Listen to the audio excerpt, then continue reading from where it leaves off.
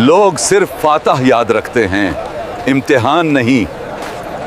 History में जब भी बात सबसे बड़े लीडर्स की होती है तो लोग उनको उनकी जीत से याद रखते हैं। लेकिन अगर मैं आपसे पूछूं कि हमारे प्रॉफिट मोहम्मद सल्लल्लाहु ताला अलैहि वसल्लम का सबसे मुश्किल दौर कौन सा था, तो आपका जवाब क्या होगा? हर अजीम शख्स का एक ऐसा दिन होता है जो सबसे भारी होता है। तो जवाब होगा ताइफ का दिन। ये कोई स्टोरी नहीं है, ये डॉक्यूमेंटेड हिस्ट्री है जो मैं आज आपके साथ शेयर करूंगा।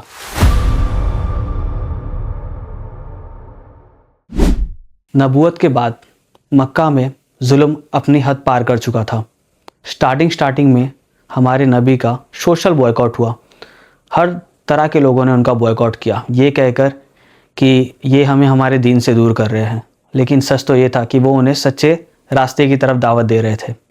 सेकंड और सबसे इम्पॉर्टेंट चीज़ ये हुई कि हज़रत अबू तालिब रदी अल्लाह ताला अन्हो और हज़रत खदीजा रदी अल्लाह ताला अन्हो का इंतकाल हो गया। इसकी वजह से जो पॉलिटिकल सपोर्ट था वो पूरी तरह ख़त्म हो गया था और लोगों ने जो पहले सिर्फ सोशल बॉयकॉट कर रहे थे वो अब साजिशें करने लगे थे। इस स्टेज पे अगर कोई भी लीडर होता तो उसके पास सिर्फ दो ही ऑप्शन बचता, या तो पहला चीज़ वो कॉम्प्रोमाइज़ करके सब सेटल डाउन करता, या तो दूसरा चीज़ वो वहाँ से भाग जाता। लेकिन वो थे तो हमारे प्रॉफिट मोहम्मद, उन्होंने तीसरा रास्ता चूज़ किया। He was there to fight. और आखिरकार उसके बाद वो वक्त आया जब हमारे हुजूर प्रॉफिट मोहम्मद सल्लल्लाहु ताला अलैहि वसल्लम ने ताइफ की तरफ अपना रुख किया। ताइफ मक्का शरीफ से करीबन 90 किलोमीटर की दूरी पर था और ये सफ़र हमारे हुजूर ने अपने सिर्फ एक साथी के साथ पैदल सफ़र किया। उनका नाम था ज़ैद रज़ियल्लाहु ताला अन्हु, और ये दोनों सफ़र की तरफ निकल गए। उन्होंने वहाँ पे जाके वहाँ के सरदारों को सिर्फ एक बात कही कि मैं आपको सीधे रास्ते की तरफ दावत देता हूँ, वो रास्ता जो अल्लाह का रास्ता है। लेकिन नतीजे में ये हुआ कि लोगों ने उन्हें गलत समझा। उन्होंने उनके साथ साजिश करने की कोशिश की वहाँ पे, और वहाँ से निकालने की कोशिश की गई। जवाब में सरदारों ने उनका मजाक उड़ाया, दूसरी चीज़ इनकार किया और फिर वहाँ से जाने के लिए कहा। बस इतना ही नहीं हुआ, वहाँ के कुछ सरदारों ने वहाँ के बच्चों से कहा कि जाके आपको परेशान करें। ताइफ के लोगों ने जब हुजूर गली से गुज़र रहे थे तो वहाँ के बच्चों ने उन पर पत्थर से हमले किए, और इतने हमले किए कि हुजूर के पैर से खून निकलने लगा। इस वक्त जो उनके साथी थे वहाँ पे, उन्होंने उनको प्रोटेक्ट करने की बहुत कोशिश की, लेकिन जब वो एक तरफ से प्रोटेक्ट करते तो पथराव दूसरी तरफ से होने लगता, और इस वजह से हुजूर शदीद ज़ख्मी भी हो गए थे। इस वाक़ये के बाद जब वो आगे की तरफ गए तो वहाँ पे एक बाग था जहाँ पे हमारे हुजूर ने थोड़े देर रुककर आराम किया।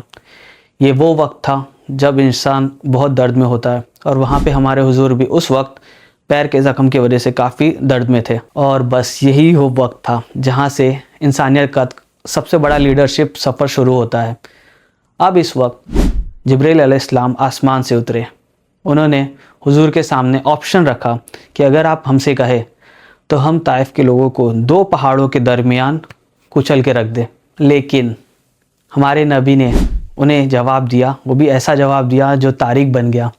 हमारे नबी ने जवाब दिया कि मुझे ताइफ के लोगों से उम्मीद है, इंशाअल्लाह आगे चल के वक्त में इनके ही नस्लों से बच्चे आएंगे जो इस्लाम को दुनिया में फैलाएंगे। ये सिर्फ रहमत नहीं थी, ये एक स्ट्रॉन्ग लीडरशिप की शुरुआत थी, एक लॉन्ग टर्म गोल था जो आज शायद हम नहीं देख सकते। और तीसरा बहुत ही स्ट्रैटेजिक आंसर था जिसके वजह से आदमी सिर्फ बुराई की तरफ नहीं, लोगों के अंदर अच्छाई की तरफ भी देख सके। अगर हम हिस्ट्री देखें तो कुछ सालों बाद वही हुआ जो हमारे नबी ने कहा था।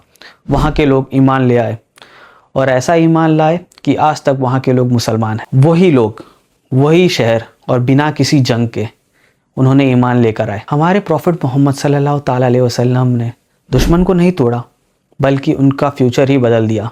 उन्हें गलत रास्ते से सही रास्ते पर लेकर आ गए।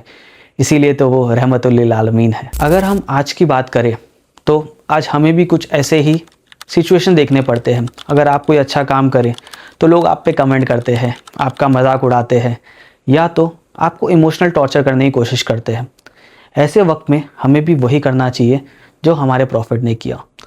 आप किसी को उल्टा जवाब देने की जगह उनके लिए दुआ करें, क्योंकि जब आप दुआ करते हैं तो रहमतें अल्लाह ताला की तरफ से बरसती है। अगर आप याद करें तो जब नबी अलैहिस्सलाम पे ताइफ के लोगों ने पत्थर बरसाए तो उन्होंने उस वक्त उन्हें दुआ दिया।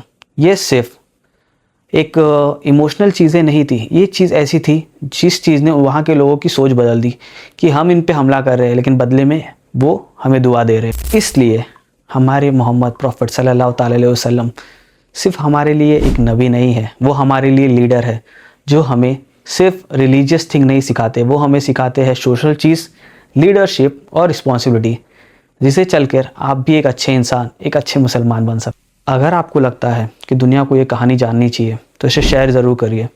और सबसे मेन चीज़, और जो मैं हमेशा कहता हूँ, कि यूथ को इसे समझने की ज़रूरत है कि जब आप कोई भी चीज़ करें तो साफ़ नीयत से करें और इसलिए करें जो चीज़ आपको सीधे रास्ते पे लेके जा सके।